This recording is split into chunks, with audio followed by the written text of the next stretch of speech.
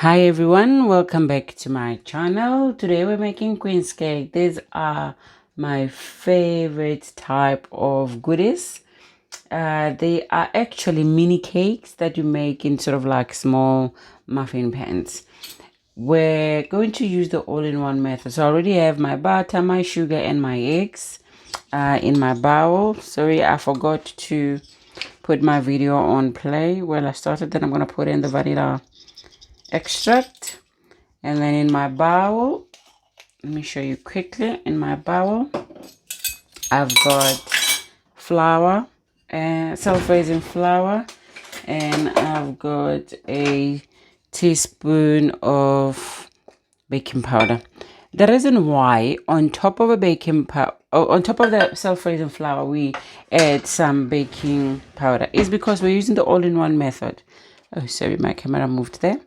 So we still want to get a bit of a rise because we're just going to beat everything at once rather than using, the original method, which is creaming the butter and the sugar until pale and white. So we're just going to do quick shortcut version, but we still get the same results. So, okay, then what we do, we then use the electric beater and just mix everything in.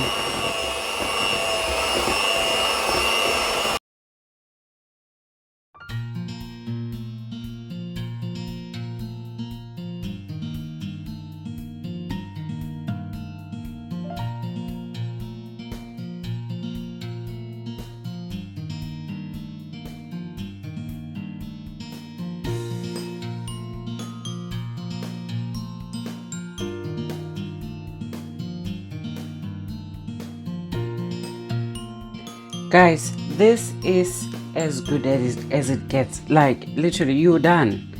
There isn't anything else to do except just use your spatula. Don't know what keeps on moving my camera. Maybe I keeps on kicking it. So once you're done, mixture is nice, good. So guys, the same batter, you can divide it between 20 centimeter or 8-inch cake pans, two of them. It makes such a lovely Victorian sponge. So you can make queen's cake or you can make 2-layer cake with this mixture. I am using Madeleine pans purely just because I like the shape when they come out, because you then turn them on the other way. They've got this flowery bottom. That's the only reason. But otherwise, you can use a normal muffin pan. You can even use with cases, put cases in it so that you don't have a mess. So you can see my pans are all buttered. I didn't have spray today, so the old method of buttering works just fine. Guys, I use the 6-pan because I literally am going to use a small oven today, so it doesn't fit a 12-pan muffin pan. So this was my other option. So your oven is preheated at 180, so it should be nice and hot when you get your queen's cake in there. Okay guys, let's get the mixture into the oven. I would advise just a tablespoon. As you know, anything with caster sugar in it will spread. So if you put a large amount, it will spread and ooze out and you will think the recipe doesn't work. So my advice is just a tablespoon. So a tablespoon should be enough.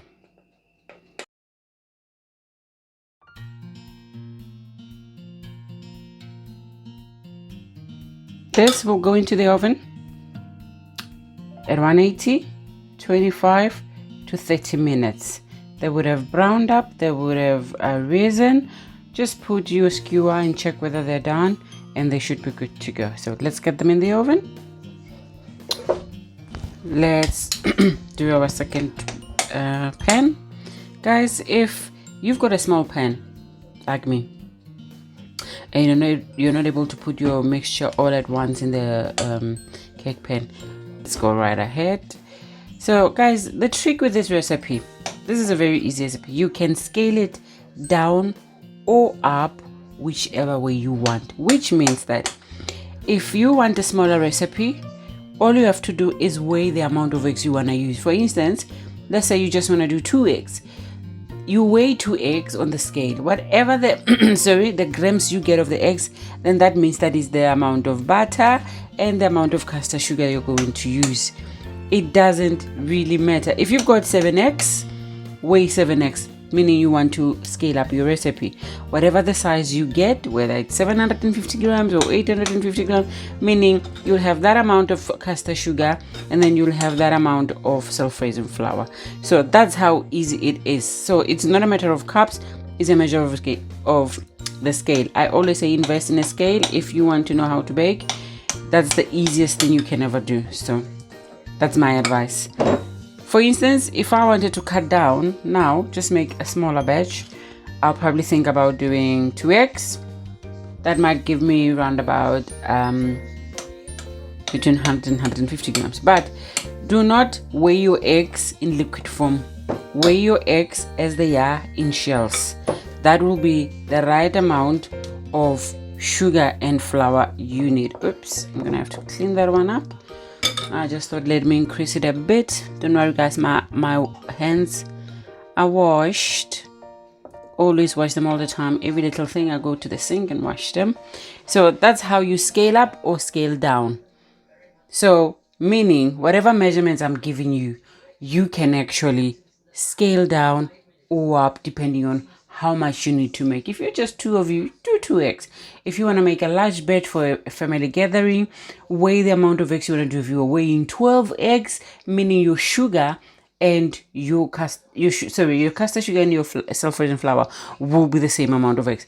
Just don't weigh your eggs in liquid form. Don't crack your eggs and weigh them. No, weigh them in their shells. That's the trick with this recipe. Okay guys, I've got a very small oven. So I just wanted to show you what they look like while baking in the oven. You can see they're still coming along, but you see what I mean in regards to just making sure you just use 1 spoon. Let me move a little bit. So 1 spoon, they will easily fit in your pan. If you use more than that, caster sugar spreads. So your queen's cake will spread, and once they spread and ooze out, they will then sink to the bottom. So listen, this recipe is good and is foolproof. Just follow my guidance and you should be good to go.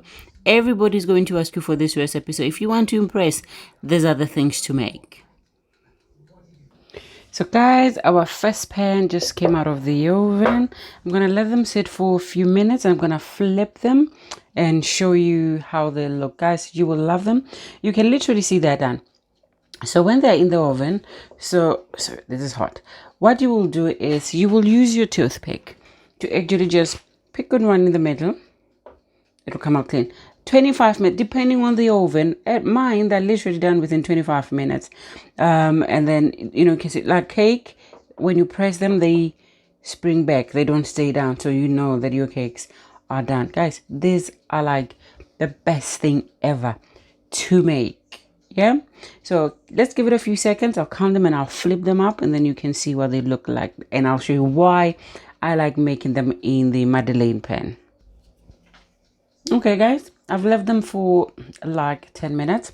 You don't have to when you're busy baking. Literally, if your pan is well oiled, or you know, butter is, you put in enough butter, it's so good. You literally will be able to just flip them around. So there's no easy. So the test is in the pudding. So let me show you what I mean about you'll be able to just flip them and take it out. But because you've just made this nice recipe, you want them to come out nice, I'll just use a toothpick. But you know, in normal occasions, this should really flip. So I'll just show you. There we go. They don't disappoint. You see, guys, this is why I say I like making them in the Madeleine pans. They are nice. You know, they've got this beautiful shape. And when you put them out for people to eat, they will love them. This is how easy they will flip if your pan is really oiled that well. Guys, this is a beautiful recipe. Try it out. Remember all the tips in the guideline I've provided. You don't need more than a tablespoon. Otherwise, you will think I gave you a wrong recipe. Just follow the guidelines. You should be good. But any pan will do. You don't have to use a Madeleine. It's just a personal preference. You can literally use paper cups, liners, so that you don't want mess in your pans. Or if you don't have them, they'll just do fine in a normal muffin pan. You know, they will literally come out and be still delicious. Guys, this will taste even better the day after. So guys, please like, share and subscribe to see more nicely videos from me. So thank you. Subscribe, like and share and hit the notification bell. Thank you. See you next time. Bye.